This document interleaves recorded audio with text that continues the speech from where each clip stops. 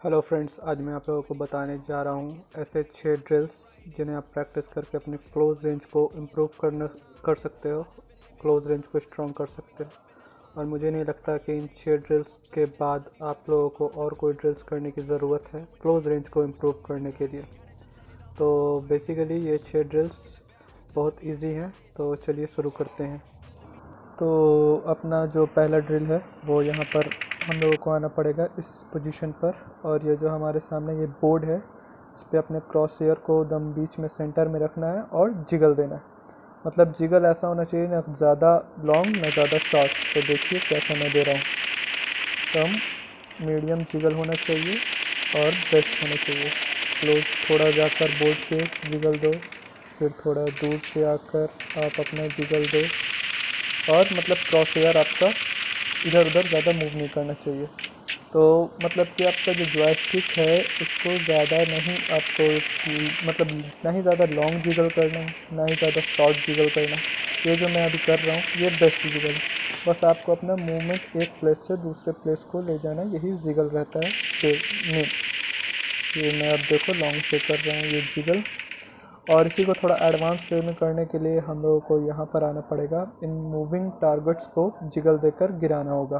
तो देखते हैं, देखिए ये लेफ़्ट एंड राइट सभी मूविंग टारगेट्स को हम लोग गिरा सकते हैं। और इसको एक और वे में आप कर सकते हैं, बस कुछ नहीं करना उसके लिए, आपको इन मूविंग टारगेट्स की तरफ बढ़ना है धीरे धीरे और इन्हें अपने मतलब कि जिगल देकर गिराना है। एक गिराया, मूव किया, फिर दूसरा, फिर तीसरा, फिर चौथा, फिर पांचवा। मतलब कि क्लोज जाते हुए जिगल देना है, फिर क्लोज जाकर जिगल देना है, फिर क्लोज जाकर जिगल देना है। इससे आपका बेस्ट हो जाएगा क्लोज रेंज। सेकंड ड्रिल हमारा होने वाला है क्राउच एंड शूट। इसमें हम लोग क्या करेंगे कि हम लोग बेसिकली जिगल के अंदर एक क्राउच देंगे, लेकिन क्राउच इतना लॉन्ग नहीं रहना चाहिए कि आप बैठे रह गए। बैठना है, तुरंत खड़े हो जाना, तुरंत क्रॉच करना, तुरंत फिर खड़े हो जाना। तो इससे बेस्ट हो जाएगा आपका। थर्ड जो हमारी होगी ड्रिल वो होगी, मतलब ये जो बेसिकली प्रैक्टिस जो हम थर्ड करने चाह रहे हैं वो है एम ट्रांसफ़र की प्रैक्टिस। बहुत से लोग बोलेंगे कि क्लोज रेंज में एम एडीएस खोलकर मारने की तो कोई ज़रूरत नहीं रहती है। तो मैं आपको बताऊंगा क्यों मैं आपको ये एम ट्रांसफ़र सिखा रहा हूँ। सबसे पहले आपको ये मूविंग टारगेट्स को अपने एडीएस खोलकर सभी को गिरा देना इस तरीके से, सभी को एकदम परफेक्ट एक स्प्रे में सभी टारगेट आप गिरा दो। अब हम इस पोजीशन पे आ जाएंगे और ये सामने जो भी बोर्ड है इन सभी के हेड पर अपना एम ट्रांसफ़र करके प्रैक्टिस करेंगे। अब यहाँ पर आकर फिर मतलब अपना जो भी आपको बेस्ट लगे पोजीशन, वहाँ से आप एम ट्रांसफ़र सीख सकते हो। और तो चलिए बताते हैं कि आप लोगों को ये हेल्प कहाँ करने वाली है। सबसे पहले हम यहाँ पर आएंगे, यहाँ पर ये जो मूविंग टारगेट्स है इनको रेडियस खोलेंगे गिराएंगे, फिर कवर में आएंगे, फिर रेडियस खोलेंगे गिराएंगे, फिर कवर में आएंगे।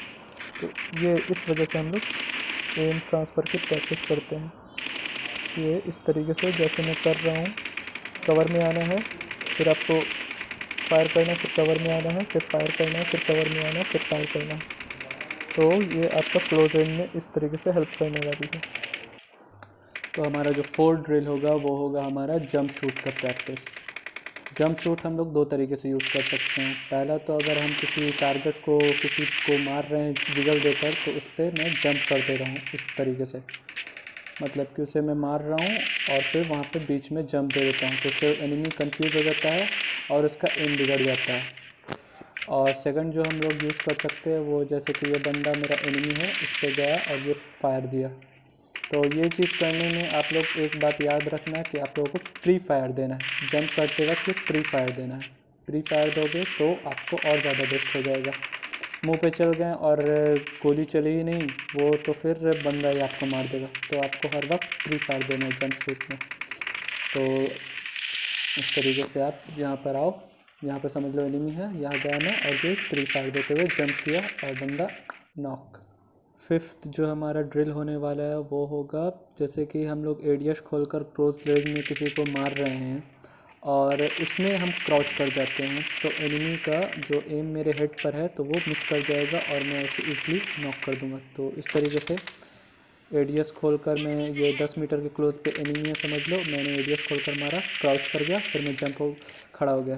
तो इससे मतलब कि मैंने उसका हेड कनेक्ट किया हुआ और उसका हेड में मतलब उसे कंफ्यूज कर दिया, तो जिससे क्या होगा कि वो नहीं मार पाएगा और मैं उसे इसलिए नॉक कर दूंगा। सिक्स्थ जो हम लोग ड्रिल करने वाले हैं उसमें क्या करना है कि आपको टारगेट पे क्विक अपना एडीएस खोलना है, फिर उसे मारना है। जैसे कि ये देखिए, स्कोप खोला, क्विक हेड कर कनेक्ट किए और फिर स्कोप बंद कर दिए, क्विक हेड कनेक्ट किए, स्कोप बंद कर दिए, क्विक हेड कनेक्ट किए, स्कोप बंद कर दिए। इससे आपकी क्या होगी, मसल मेमोरी स्ट्रांग होगी। मतलब क्विक स्कोप खोलना है, फायर करना और फिर आपको बंद कर लेना है, क्विक स्कोप खोलना है, फायर करना और बंद कर लेना है। और अगर लॉन्ग रेंज में एनिमी है तो उसे कभी भी आप मतलब कि ये स्कोप खोल के मार रहे हैं तो क्राउच करना ना भूलें।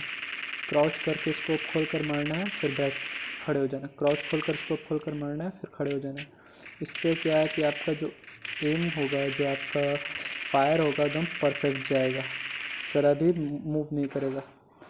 तो आई होप गाइस आप लोग ने कुछ ना कुछ सीखा होगा, और इन बेसिक ड्रिल्स को आप डेली कभी भी मैच शुरू कर रहे हैं, कुछ भी अगर आप अपना एरंगल खेलना शुरू कर रहे हैं या टेडियम खेलना शुरू कर रहे हैं, तो ट्रेनिंग ग्राउंड में आकर सभी ड्रिल को ज़्यादा नहीं 200 एमओ आप अपने हर एक ड्रिल को दो, और आप समझ लो कि आपका क्लोज रेंज इम्प्रूव होना ही होना है 1 वीक के अंदर में। तो ठीक है भाई लोग, अब वीडियो को ख़त्म करते हैं और ज़्यादा आप लोगों का समय नहीं लेते हैं। अगर आप लोगों को वीडियो पसंद आई हो तो एक लाइक कर देना। मैं पबजी मोबाइल में थोड़ा अपना एफर्ट लगा रहा हूँ, अपना मेहनत कर रहा हूँ, तो प्लीज़ लाइक कर देना।